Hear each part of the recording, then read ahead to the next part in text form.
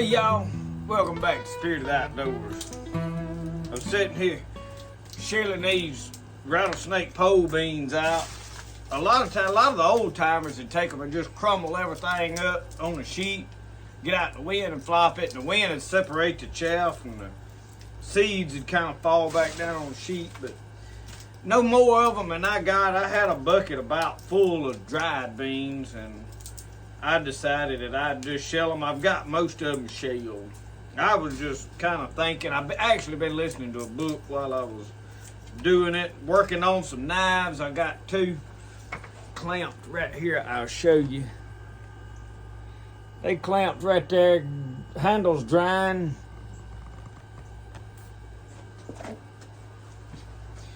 So while they was drying, I was gonna sit here and finish shelling them. I need to be cutting grass. And y'all, I don't even drive my old truck enough. It sits over there for a week to 2 weeks at a time, just don't even get cranked up. The only time I use it is if I need to go get gas or go get chicken feed. And the last time we got chicken feed, we was in town in my wife's truck, and I just got a few sacks and put it in the back of it and didn't worry about it. And y'all, I just don't hardly go nowhere much, unless, to church, and we don't go get. My wife the other day, she had to leave and make a special trip to town just to put gas in the truck. And then when we do, we go by the old Thrifty Nickel, y'all. I told y'all the other day, the last time I was there, I got a bunch of suits. And then I told some other folks about the suit. They wouldn't no need me trying to hoard all of them up. But as I was sitting here shelling these beans out, I was thinking about, I'm doing this to have seed, and the biggest reason, there was some other folks wanted some seed that I had, and I like to share it and help other people out. But, I was sitting here, I said, this is occupying my mind, giving me something to do while I'm waiting on the knife handles to dry, that epoxy to dry. And if things ever get bad, and I know we live in this fantasy of, it's going to go down and we're going to live off the land, and man, it's going to be great and grand, and I can make it better than everybody else. And some folks will, but with all the survival talk and the prepping and the preparing, are you prepared mentally? And what I mean with that, when they locked us down with COVID, we was stuck at home for about 2 weeks. Me a little more. Didn't bother me as much because I was used to it. I'm used to just staying right here and knocking around. I got plenty of stuff to do. I enjoy being here. In fact, it kind of flusters me a little bit when I do have to load up and go somewhere and do something. And we've traveled more doing this pottery than I ever have. It ain't nothing for me to get in the truck and leave Philadelphia, Mississippi, and drive to Dyersburg, Tennessee, and drop pottery off and turn around and drive straight back. Take all day to do it, and it don't bother me. I don't like it, but if I can put a book on that I enjoy or something to occupy my mind, it ain't too bad. And that leads me to what I'm talking about. Are you, not only do you have stuff stored up, a lot of people's prepping is, I've got all of this canned goods, and I've got all the gear I need, and I've got solar panels, and I've got a well, and I'm prepared. And that's good. I'm not against all that. I want to be clear. But there's a lot more to it than that. Are you mentally prepared for this? Because when we was locked down at COVID, I just know a lot of people that was absolutely going stir crazy. They was at home, man, they used to go in and going to Walmart every day, and they used to go into the beach, and they want to go do and go, and and it's all because they need something to get their mind off of their own life. Are you content within yourself? If you was stuck in solitude and you had to spend every day just with you and looking at your own life and the reality of just you and your abilities, are you okay with that? You know, I mean, the mental pressure is going to be tough. And especially when you sitting there wanting things that you can't go get. I mean, there's a lot of this is going to be able, can you make everything you need? And I'm talking about just whatever it might be. You know, a lot of the rural people that I know, they used to doing that, the older generation, used to make and do, and there's a lot of the young generation that can, but not as many. A lot of them are, you know, if they need something, their idea of homesteading or survival, you know, something, call a professional. Let's call somebody to come fix a washing machine. You know, the stove ain't working. Let's call somebody to come fix it. Well, this plug-in don't work no more. I started smoking. Well, just cut the power off. We got to call somebody to come see about this. And for the average person, you need somebody that knows what they're doing to work on that type of stuff. But when you're stuck in a situation where you can't get somebody else to do it, you need to be the professional. I mean, not only do you need to just stick something, you need to know what you're doing about things. You need to have some form of entertainment, like books for knowledge, books for just reading and occupying your mind, taking you to a different place, because you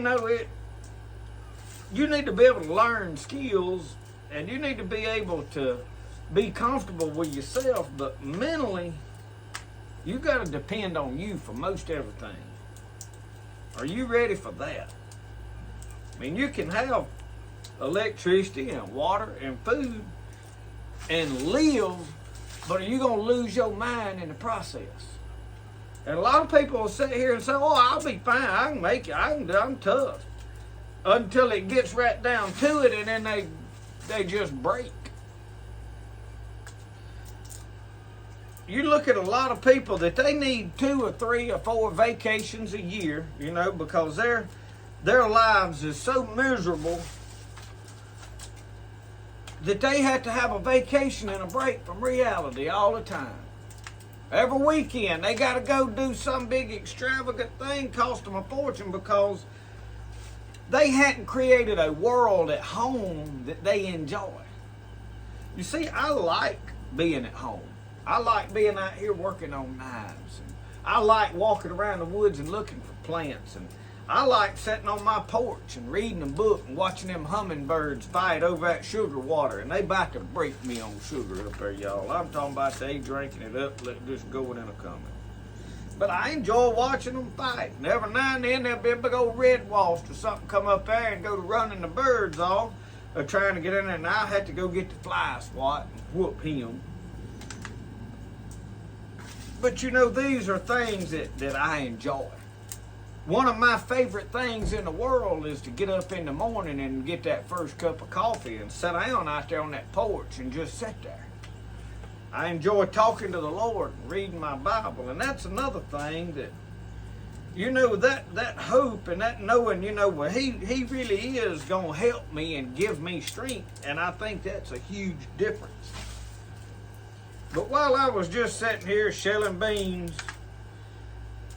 you know, I couldn't help but think about all of the preparations and the survival gear and all of that stuff.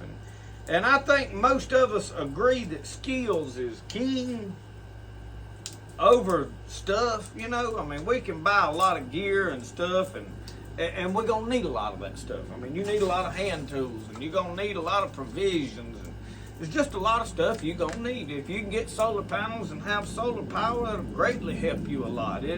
Having a water, I mean, all of these things, and having food stored up is a great plus and a benefit. But there's more to it than that.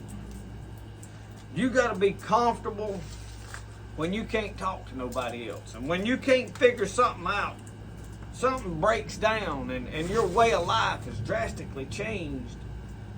You gonna be able to handle it? Are you gonna be able to sit down and go, well, I'm not gonna get so mad that I can't see straight. I'll just.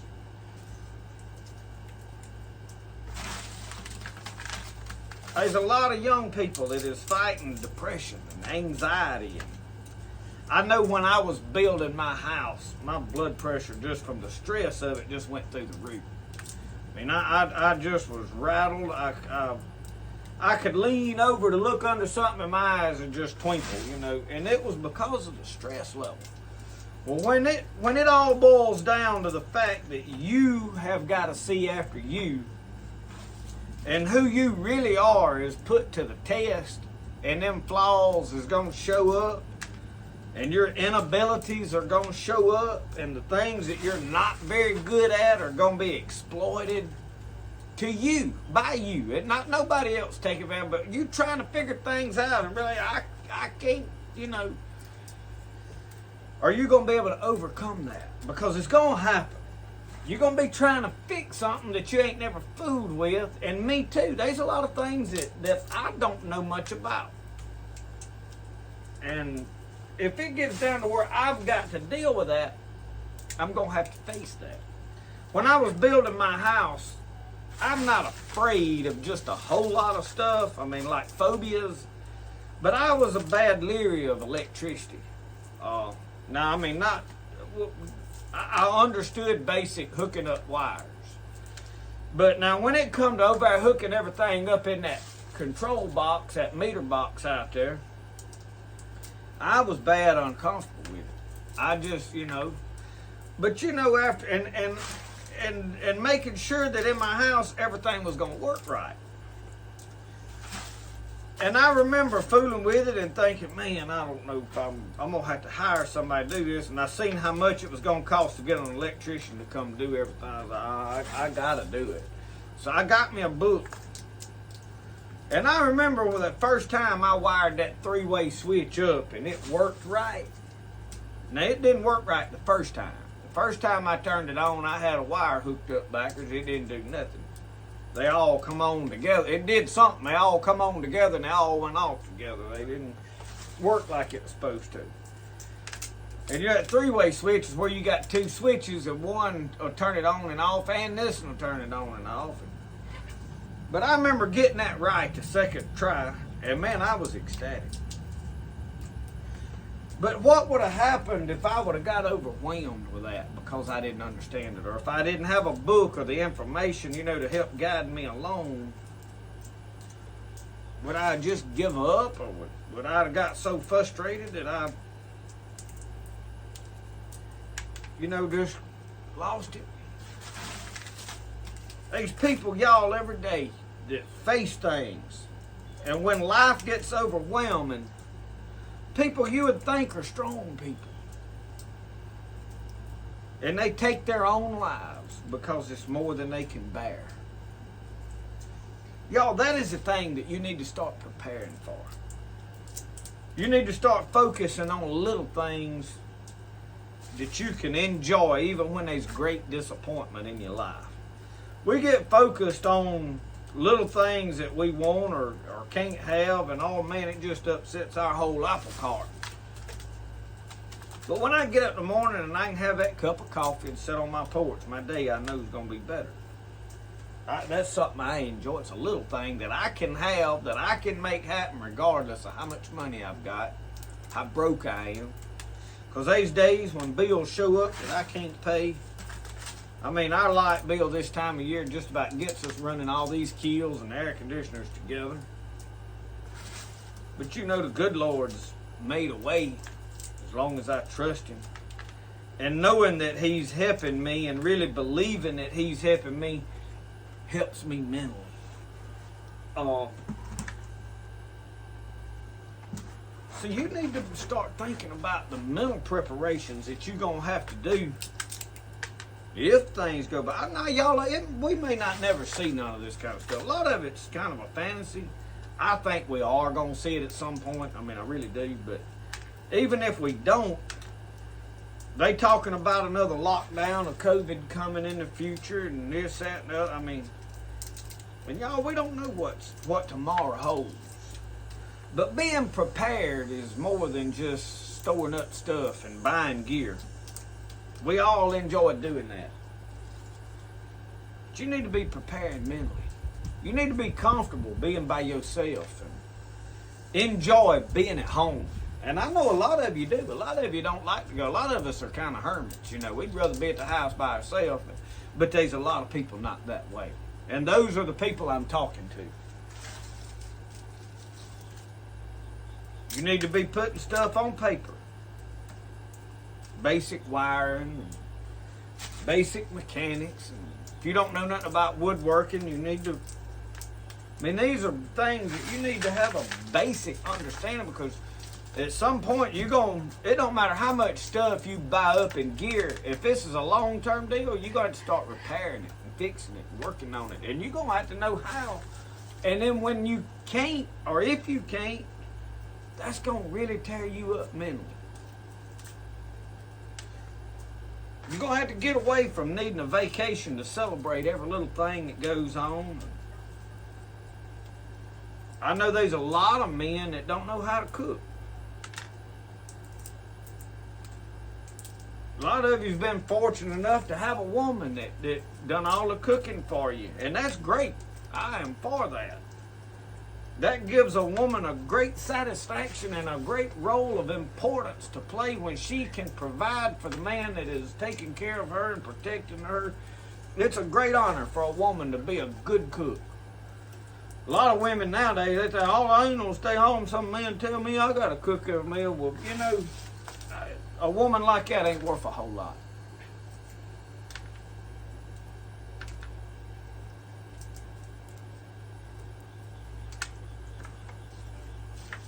But men, you need to know how to do some basic cooking. You may not be able to make chicken and dumplings and, you know, Thanksgiving dressing, turkey and dressing or whatever. I mean, you might not be able to make the most extravagant meals. You need to know how to fry fish and cook some deer meat. I mean, you need to know how to make some basic things. You need to know how to make cornbread. I can actually make a biscuit fairly decent now. I can either make a pretty biscuit or a good biscuit. I hadn't been able to do both at the same time yet, but I hadn't had to practice a whole lot. But while I was sitting here listening to the air conditioner over here running, my daughter's in there working on some pottery, and I'm out here working on knives. That's what that roaring is you've been listening at. I just wanted to talk to you, tell you to be mentally prepared. Be ready to face disappointment, not get frustrated. Things that they ain't all gonna go your way, but what you are inside's gonna be exploited when they ain't no, I'll call somebody else to fix this if I can't. It's gonna be on you. You're gonna have to fix it or do without it. How you gonna handle that? I wish all of you the best in the future. I hope we can be where there's a way we can help one another and lean on one another, but you know, we may all be separated into our own little worlds here at some point. You never know. But till that time comes, get everything on paper. Be mentally preparing yourself. Start looking for the little things in life you enjoy. A small thing. That's why some of these herbal teas, I really enjoy them. Afternoon, I'll go in there and make me some goldenrod or rabbit tobacco tea or something. And I tell you something else that I really enjoy, and that's when I find a plant that I want to look for. Like, I need to try to find this plant, and I go out rummaging around looking for it, and I find it. That gives me great satisfaction. Y'all, it don't cost me a dime. Sometimes when life gets too stressed out, you need to just go fishing. Whether you catch anything or not, just sitting there on that creek bank under a shade tree. Stick your toes down there in the water a little bit. Feel the breeze blowing. listen to the birds singing. That's what it's all about. It ain't about how many fish you catch. Unless you're starving to death, and then it's important you catch a fish. But anyway, I just wanted to give y'all something to think about. We'll talk to you next time. Y'all have a good one. Remember, the best way to do things is the way you like to do it. We'll see y'all.